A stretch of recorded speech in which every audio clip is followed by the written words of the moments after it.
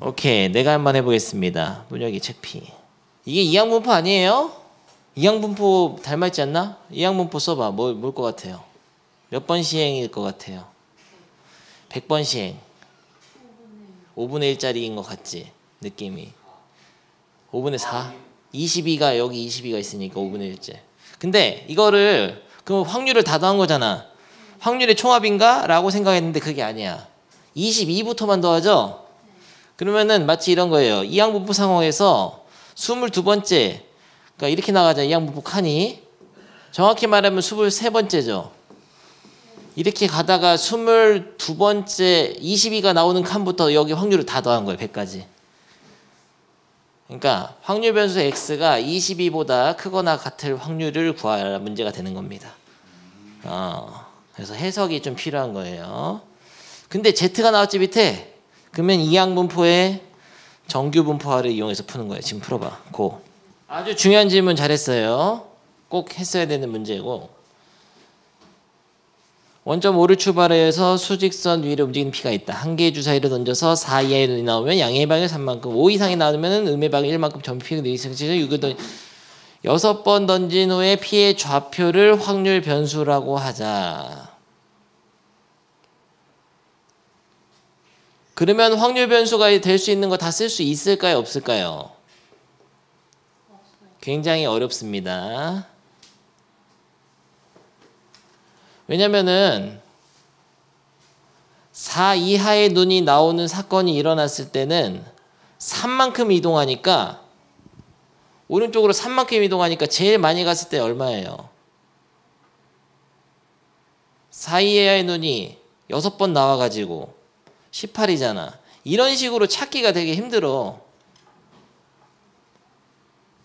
만약에 4 이하의 눈이 5번 나오면은 3, 5, 15 빼기 음의 방향 1만큼이니까 한 번은 안 나왔을 거니까 12, 4, 14 이런 식으로 다 찾으려면은 머리가 아프단 말이야.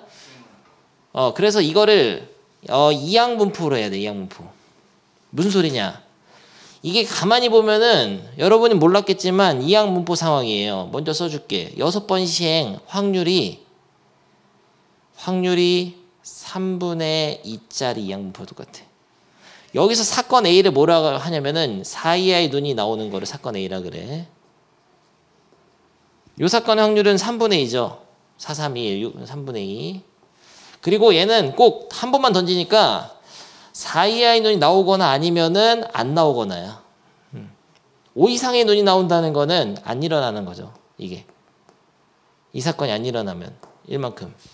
그래서 확률 변수 x를 따로 정해야 돼. 따로. y라고 하자. 여기 x가 있으니까요. 그러니까 이 y라는 거를 뭐라고 정하냐면은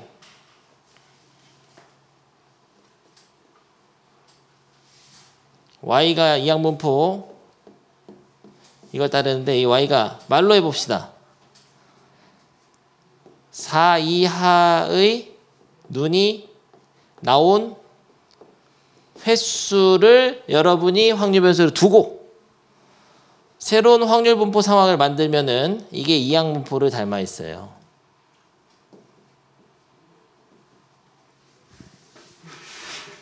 네? 4 이하의 눈은 몇 번부터 몇 번까지 나올 수 있나? 0, 1, 2, 3, 4, 5, 6까지 나올 수 있고 칸을 채우라고 하면 칸을 하나 채우라고 하면 뭐라고 채워야 되냐면은 확률을 6번 중에 3번 나온다. 4 이하가 3번, 5 이상이 3번. 이런 식으로 칸을 다 채울 수 있어. 채운다 치면. 이렇게 이항분포로 새로운 확률 변수 y를 둬야 돼요. 그런데 이 문제에서 확률 변수는 P점의 좌표잖아. 이 P점의 좌표 x라는 거는 4 이하의 눈이 나온 횟수 y와의 관계식이 있어. 4 이하의 눈이 나온 횟수에다가 나올 때마다 몇 칸씩 가요? 3칸씩 가니까 3칸을 가고 안 나왔을 때 몇 칸을 가냐? 뒤로 한 칸을 가죠? 근데 안 나온 횟수는 몇 번이냐면은 6번 시행하기 때문에 6 빼기 y인 거야.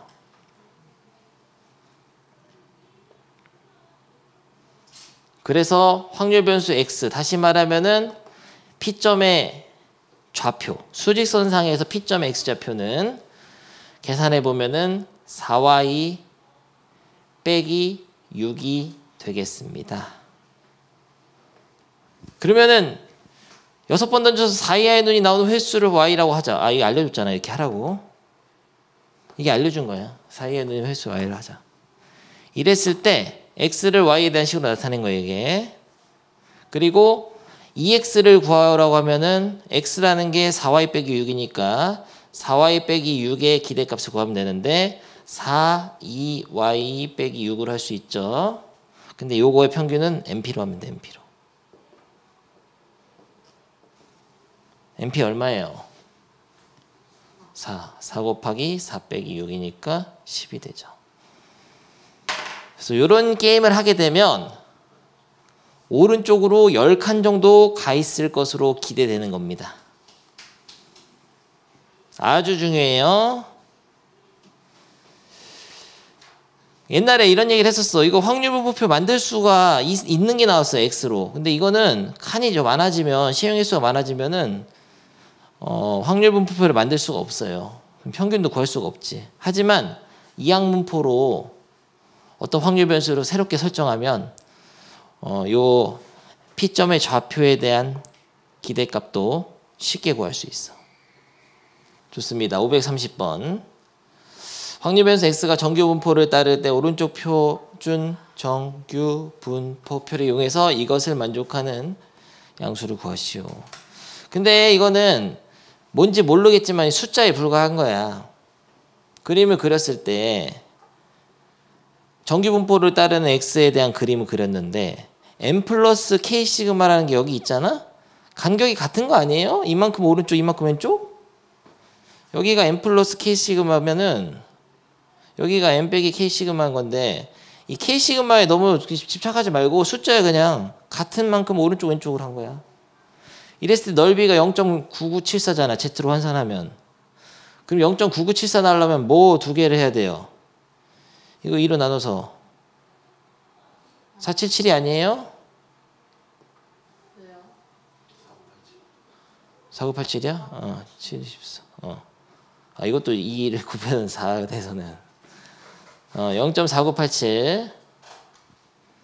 그러면은 여기가 바꾸면 뭐가 된다는 거예요? Z를 바꾸면 3.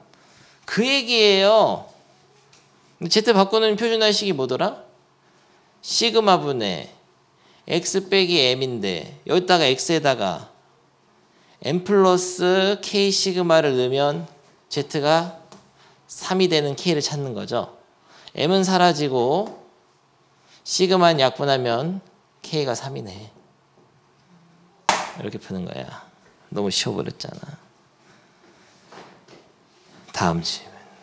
병의 내압 강도. 어느 공장에서 생산된 5만 개의 병의 내압 강도. 압력을 버틸 수 있는 압력에 대한 내구도를 측정한 그 강도 수치가 있나 보네.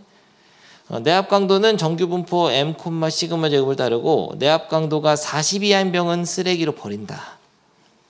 이 공장의 공정 능력을 평가하는 공정 능력 지수 어쩌고저쩌고 하는데 아무튼 좋아. 불량품의 개수를 구하는 게 문제예요. 여기 뒤가 무슨 말인지 전혀 모르겠다. 공정 능력을 평가하는 공정 능력 지수가 이건데 이게 1이라잖아. 이게 뭔지는 몰라도 어쨌든 G가 1이라잖아. 1을 넣으면 관계식이 하나 준 거예요. 뭔 말이죠? m 빼기 40은 뭐란 얘기예요? 3 시그마와 같다 이런 얘기야. 오케이. 그러면은 나중에 이걸 관계식을 사용하기만 하면 돼. 언젠가 사용하면 될 거고. 그래프를 그려가지고 여기가 평균이고 아무것도 안 나와 있어. 지금 내압 강도라는 거, 강도가 정규 분포를 따르는데 M하고 시그마가 다 안 알려져 있어요.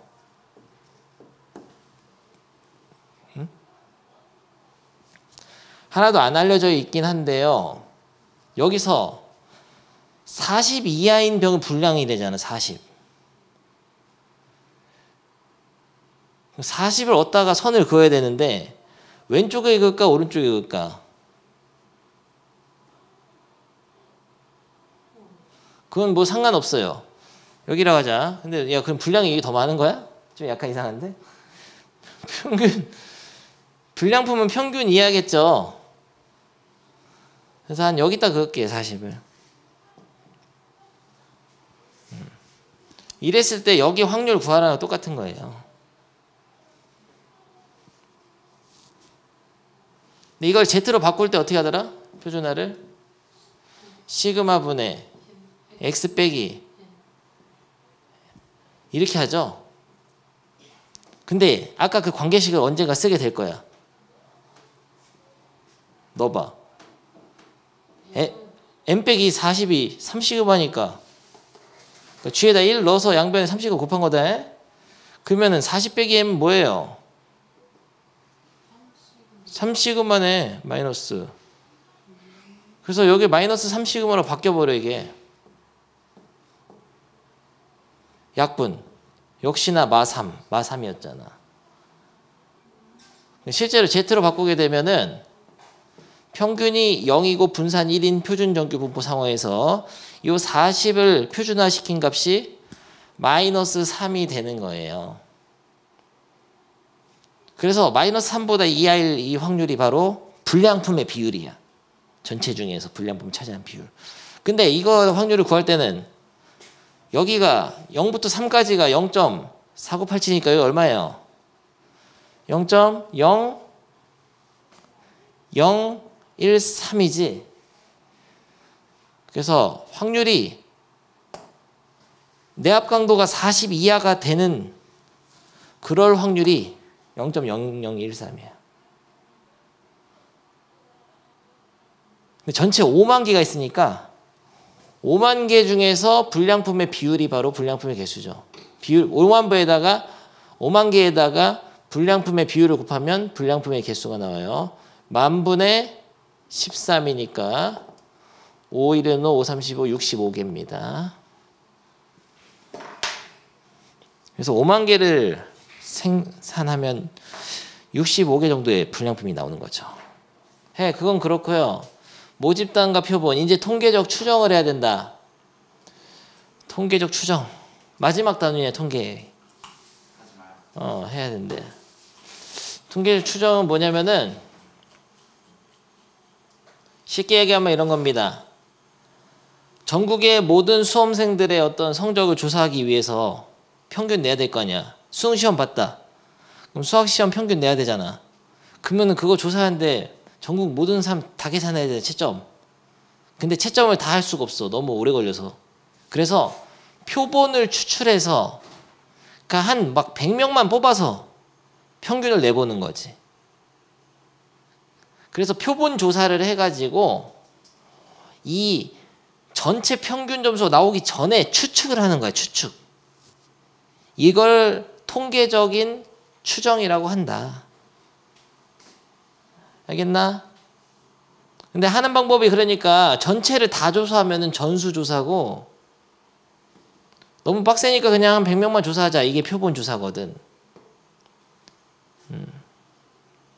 근데 모집단은 뭐냐면은 모체가 되는 집단. 그러니까 조사의 대상이 되는 전체 집단이야. 그럼 요거는 무슨 집단일까? 100명만 뽑았어요. 표본 집단이지.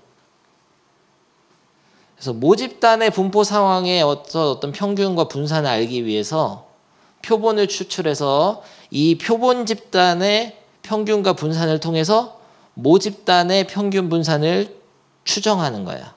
추측하는 거죠. 근데 몇 명을 뽑아서 조사할 거냐? 이게 바로 표본의 크기라고 해요. 그러니까 수능시험 막 한 30만 명 봤다고 하자. 인구수가 줄어서. 근데 거기서 한 1만 명만 추출해가지고 조사를 했어. 그러면 표본의 크기는 1만인 거예요. 표본을 끄집어내는 걸 추출이라고 하고, 예시 읽어볼까? 대통령 선거에서 투표가 종료된 후 투표용지를 모두 개표 조사는 너무 빡세니까 전수조사를 하는 것은 전수조사라는 건 너무 빡세니까요. 출구조사와 같이 당선지를 예측하기 위해 투표가 모두 종료되는 투표를 하는 사람 중에 일부를 뽑아 조사하는 경우를 표본조사라고 한다. 전수조사는 다 조사하는 거. 모집단에 있는 모든 값들을 다 조사하는 게 전수조사. 표본조사는 조금 너무 빡세니까 조금만 뽑아서 하는 거죠. 전수조사는 표본조사에 비하여 시간과 비용이 많이 들고 너무 빡세다 그거예요. 돈도 많이 들고. 그리고 전수조사가 불가능한 경우도 있으므로 전수조사보다 표본조사를 많이 한다. 무슨 소리냐? 아이돌 선호도 조사를 한다고 하자. 서영이 전국 아이돌 선호도 조사. 그래서 모든 여고생들한테 다 물어본 거야. 조사하는데 2년이 걸렸거든? 근데 그 아이돌이 은퇴한 거지. 2년 동안 조사하는 동안 은퇴해버렸어. 그러니까 실제로 불가능한 전수조사가 불가능한 경우도 있다는 거예요. 상황에서는. 모든 사람에게 조사하기 전에 조사가 불가능하게 그 상황이 바뀌어버린다든지. 그래서 시간과 비용 때문에 어떤 일부분만, 예를 들어서 아이돌 선호도 조사하는데 광신고만 조사해보면 나올 거 아니야. 약간 느낌이. 누가 지금 요즘 한 대세인지. 그래서 표본 조사를 하는 겁니다. 개념은 그렇다. 근데 표본을 뽑는 거, 야, 조사할 표본을 뽑는 것을 추출이라고 하잖아. 추출에는 두 가지 방법이 있어. 복원 추출 또는 비복원 추출이 있는데, 일단은 표본을 추출할 때는 임의 추출, 이게 랜덤으로 뽑는다는 거예요. 아니 무슨 아이돌 조사하는데 막 서영 같은 애만 뽑으면 2,000원 할 거 아니야. 2,000원. 2,000원 아이돌 아닌데. 그러니까 이상한 애들만 뽑으면 안 되고 그냥 랜덤으로. 아무나 이렇게 무작위로 뽑아야 된다는 얘기인데, 무작위로 뽑을 때도 이런 게 있어요. 서영이 조사하고 또 서영이 조사할 수도 있는 거. 그게 바로 복원 추출이야. 그러니까 한번 조사한 대상이 다시 한번 뽑힐 수도 있는 게 복원 추출이에요. 비복원 추출은 한번 조사한 대상이 다시 한번 뽑히지 않는 거지. 그러니까 시험 점수, 야, 전국의 모든 수험생들이 시험 수능을 봤는데 수능 80점, 90점 평균, 아니, 총점이 막 이렇다. 수학 점수로 하자. 서영이 막 60점. 근데 여기서 하나 뽑아서 서영이 거 조사를 하고 점수를 보고 다시 집어넣고 다시 또 뽑으니까 얘 나오고 집어넣고 다시 또 뽑으니까 또 서영이 나오고 이럴 수도 있다는 거야. 이런 식으로 한번 추출된 자료를 다시 추출될 수도 있는 거가 복원 추출, 안 되는 건 비복원 추출인데, 보통은 복원 추출 상황에서를 다루는 겁니다. 우리가 하는 건. 됐어. 이건 몰라도 돼. 넘어가. 바로 해봐. 건전지 평균 수명 조사를 하기 위해서 공장에서 만드는 모든 건전지를 까가지고 수명을 조사한다. 그럼 건전지는 언제 파냐? 모든 건전지 다 까볼 수가 없지. 그러면 뭘 팔 수가 없잖아. 다 썼는데. 그래서 한 1만 개의 배터리를 만드는데 한 100개만 조사하는 거야. 그래서 평균 수명이 한 이거는 10시간 간다. 가능하죠. 그래서 표본 조사가 적합한 거죠. 우리나라의 총인구 조사. 이게 굉장히 애매하거든. 총 인구를 조사하려면 총 몇 명 있는지 알아야 되지. 근데 총 인구를 조사할 때 어느 지역의 인구만 조사하는 게 아니라 이거 전체를 다 조사해야지. 맞나? 근데 이게 사실은 틀려. 애매해. 인구를 조사하는데 있잖아. 죽어버릴 수도 있어. 1년간 우리나라의 인구수를 막 지역별로 다 조사했다. 근데 조사하는 동안에 다음 달에 또 조사하는데 옆에 죽어버린 거다. 그거는 제대로 된 전수조사가 아니잖아. 그렇지. 그런 게 가능하고, 근데 실제로는 이런 인구조사 같은 거는 특정 시점 있잖아. 어떤 시각. 그 시각을 기준으로 조사를 한다고 이상적으로 조사할 수 있다. 이렇게 생각할 수는 있긴 해요. 그래서 표본조사가 적합한 게 아니라 전체 다 조사해야 돼요. 가능하다 보자. 과일의 당도 조사 돼야 안 돼요? 다 까서 먹어볼 거야? 몇 개만 먹어봐야지. 안 되면 이게 표본조사 적합하죠. 이거는 다 조사할 수 있지. 표본조사를 하는 게 아니라 전국에 등록된 모든 자동차를 그 대수를 조사하면 되죠. 약간 근데 애매해. 문제가 어려워. 해봐. 231번. 기억만이야. 신체검사 다 받아야지. 내가 막 5급 떴다고 너도 5급 뜨는 건 아니잖아. 다 모두 검사 다 해야 돼. 기억은. 전수조사 해야 되는데 타이어의 수명 같은 거는 몇 개만 조사해봐야지 타이어 다 구멍 낼 거야? 막 모수 찔러보나? TV 프로의 시청률 조사는 이것도 모든 가구를 조사하지 않고 표본 조사를 해야죠. 너무 빡세니까요. 근데 군대는 다 가야 되니까 전수조사가 적합하다. 이 개념은 그렇고, 그 다음에 이건 뭐냐면은 이거는 어떤 임의 추출 중에서도 보건 추출이냐 비보건 추출이냐 물어보는 문제인데 이거를 개념을 안 배우고도 그냥 풀 수가 있습니다.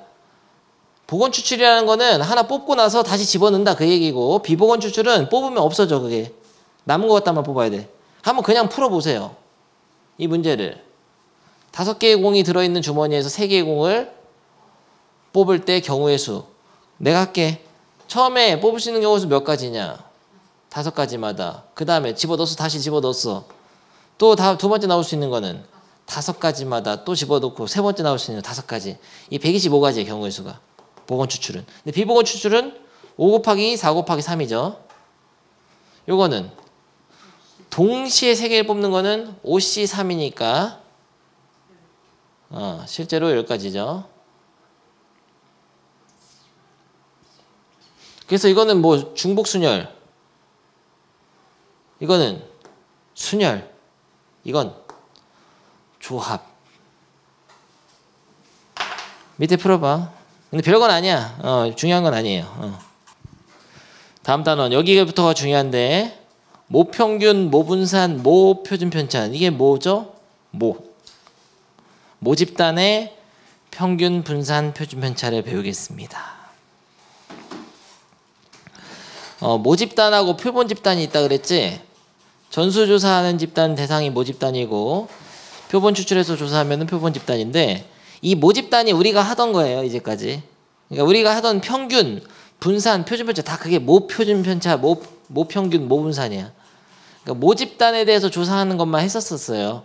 그러니까 모자 빼면 우리가 했던 거 똑같은 거예요. 오케이? 이제까지 했던 게 다 이거야. 뭐 이렇게 표본을 추출해서 막 조금만 조사하고 이런 거 안 했잖아. 이제까지 다 조사했잖아. 확률 변수에 대해서 모든 확률 변수에 대한 어떤 평균, 분산, 표준 편차를 조사했었죠. 그러면 기호 다 생각나나? M은 뭐야? 이건 EX고 이거는 VX, 요거는 시그마 X. 기호 생각나죠? 저 벽에 써 있잖아. 저 벽에. 저 왼쪽 3개야. 전국의 수능 시험 요즘 고3 몇 명이냐? 50만 명? 40?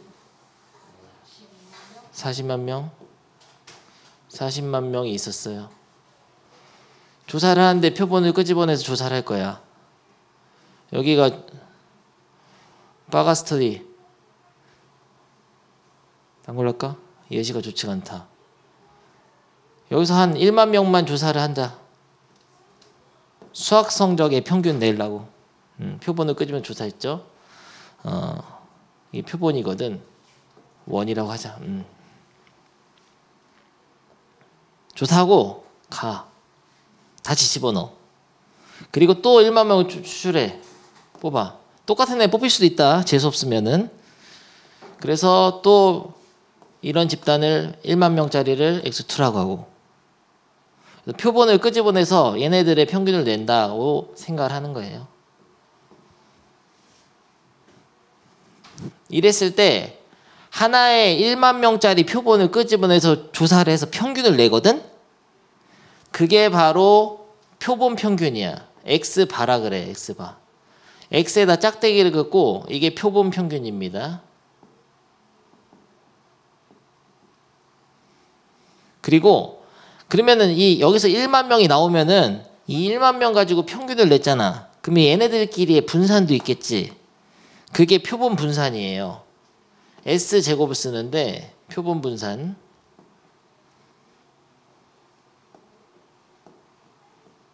그러면은 당연히 표본 표준 편차도 있겠지. 표본 표준 편차. 아, 글씨 너무 못 쓰겠다. 팔에 힘이 안 들어가네. 제일 중요한 건 이거야. 모평균, 모분산, 모표준 편차가 있듯이 하나의 1만 명짜리 표본을 끄집어내면 표본 평균, 표본 분산, 표본 표준 편차가 있거든. 근데 얘네가 중요한 게 아니야. 요 표본 평균이라는 게 내가 한번 1만 명을 끄집어내서 평균 낸 거잖아. 근데 가서 집에 가 하고 다시 1만 명을 끄집어내서 조사를 해서 미친 듯이 계속 이걸 반복을 할 수가 없잖아. 힘들잖아. 딱 너는 한 번만 할 거야. 한 번만. 사실은 실제로는 이렇게 한 번만 합니다. 그래서 표본 집단 X1에서 한 번 평균을 내본 게 표본 평균이거든. 근데 그런 짓을 계속 했다고 만약에 생각을 하면 이 표본 평균은 할 때마다 변하는 변수가 되는 거예요. 확률 변수가. 그러니까 표본 평균이라는 게 새로운 확률 변수가 돼. 아, 요걸 잘 이해해야 돼요. 새로운 확률 변수가 됩니다. 무슨 소리냐? 아니, 원래 수학시험 평균이 수능 보면은 예를 들어서 40점이라도 하자고. 평균 40점인데 네가 한 1만 명 너무 많나? 1000명만 해. 1000명. 1000명을 끄집어내서 조사를 한 거야. 어느 학원에서. 자기 학원 애들만 조사했나 보지. 조사했더니 평균이 42가 나왔어요. 딱 한 번만 한 거지. 1000명을. 그런데 이런 짓을 내가 너는 집에 가 하고 다시 또 했다고 해봐. 또 1000명을 끄집어내서 조사하면 평균이 달라지죠. 이렇게 41 이렇게. 조사할 때마다 다를 거 아니야. 근데 아마 얘랑은 비슷할 거라고. 똑같진 않겠지. 모든 사람 다 조사한 거 아니니까. 근데 어떻게 했더니 또 어떤 데는 뭐 36점 나오고 평균이. 어떻게 했더니 이렇게 막 45점 나오고. 어떻게 했더니 막 48점. 할 때마다 달라지는 변수일 거지. 실제로 근데 하는 건 한 번밖에 안 해. 한 번 해서 뭔가를 관찰해 보지만 이거는 이 표본 평균은 할 때마다 달라지는 확률 변수인 거예요. 이것도. 그래서 얘를 새로운 확률 변수로 두게 되면 이 표본 평균이라는 거를 확률 변수로 한 어떤 표본 평균에 대한 평균, 표본 평균에 대한 분산, 표본 평균에 대한 표준 편차를 생각해 볼 수 있어. 무슨 소리냐? 무슨 소리인지 잠깐 이해가 안 되는데 이 표본 평균이 변수니까 이 변수에 대한 평균, 분산, 표준 편차 생각할 수 있다고. 이 평균 값들의 평균이야 이건. 무슨 소리지? 9가지가 있는데 이 용어를 정확하게 알아야 되는데 다시 한번 모평균, 모분산, 모표준 편차. 얘네는 기호로 이렇게 쓸 수도 있어요. 얘는 시그마 제곱, 얘는 시그마. 근데 여기서 크기가 1000인 이게 표본의 크기예요.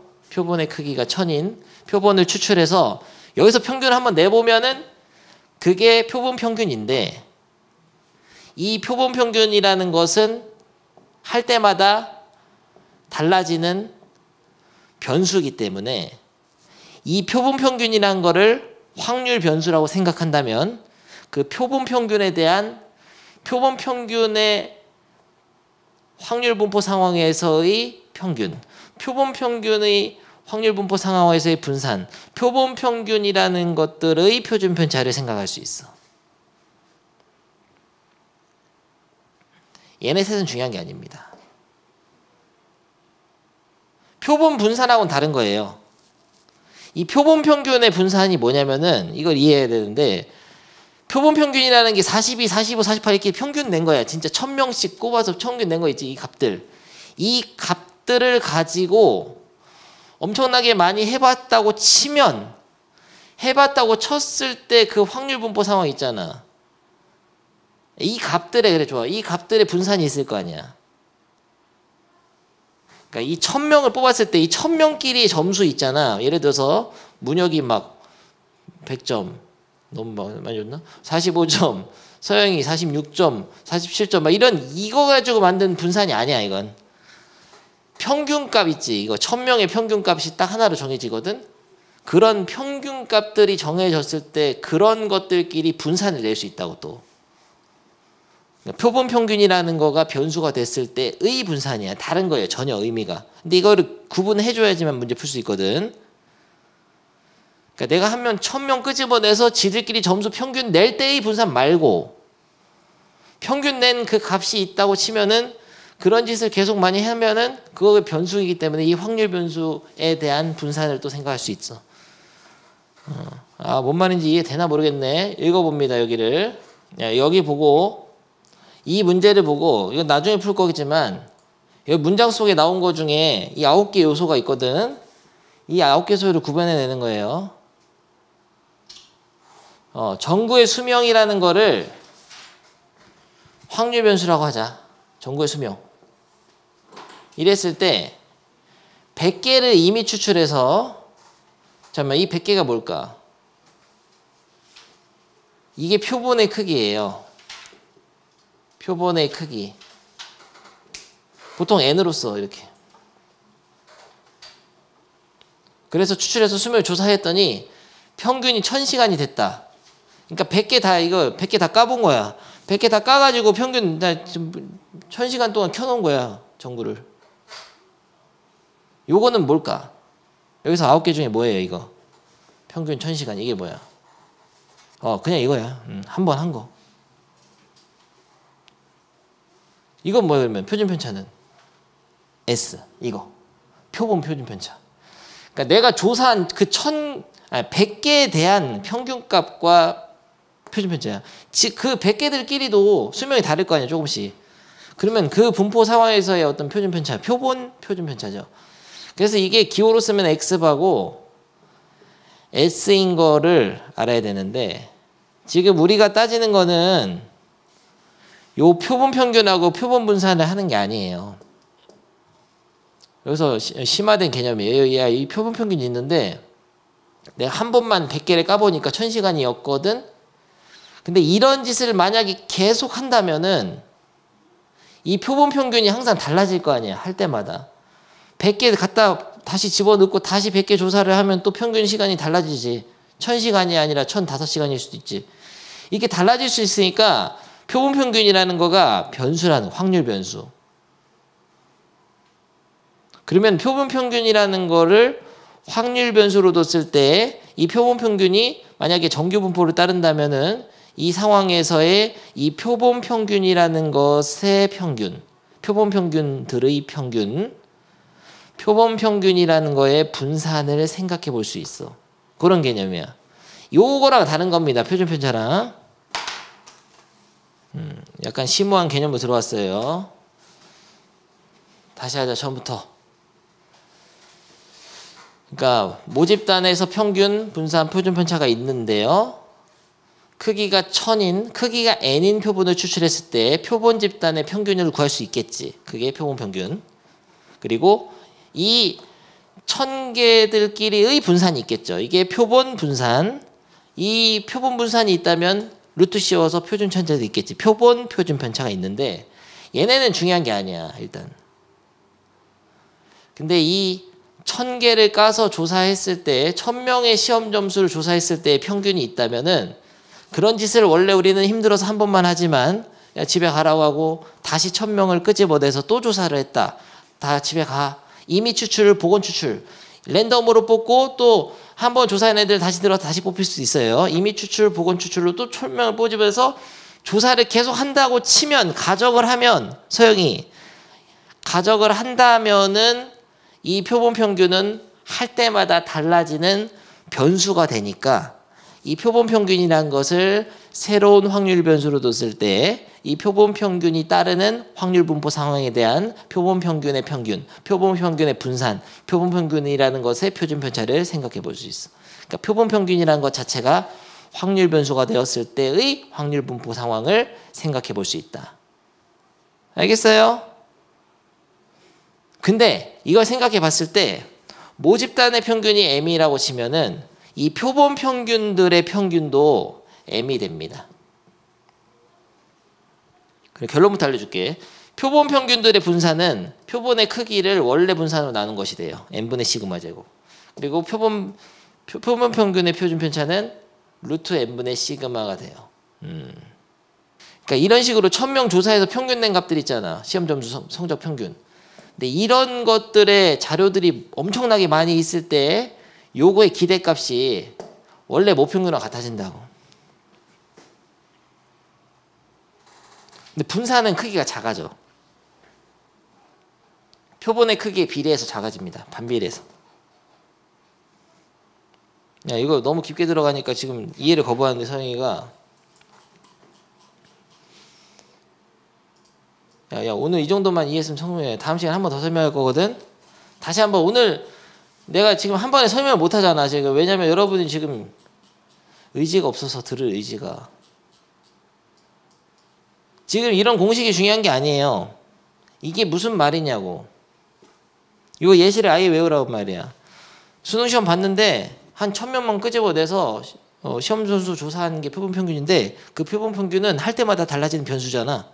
그 표본 평균을 확률 변수로 뒀을 때 그 표본 평균 값들, 얘네를 평균 낸 그 값들이 여러 가지 있을 수 있다고. 할 때마다 달라지니까 개의 분산이야. 그 값들의 분산. 표본 평균을 확률 변수로 했을 때의 확률 분포 상황에서의 분산이야. 표본 평균의 분산. 그러니까 평균이라는 단어가 3개 나와요. 여기는 그냥 평균, 모평균, 표본 평균, 표본 평균의 평균. 다 다른 거예요, 근데. 그것만 이해하면 돼, 오늘은. 근데 이 표본 평균은 평균의 의미가 아니야, 사실은. 확률 변수의 의미라고. 새로운 확률 변수가 되는 겁니다. 할 때마다 달라지는. 여기까지만 하겠어요. 다음 시간에 한 번 더 설명한다. 중요한 것들은. 근데 이거를 반드시 이해해야만 풀 수가 있어요, 문제를.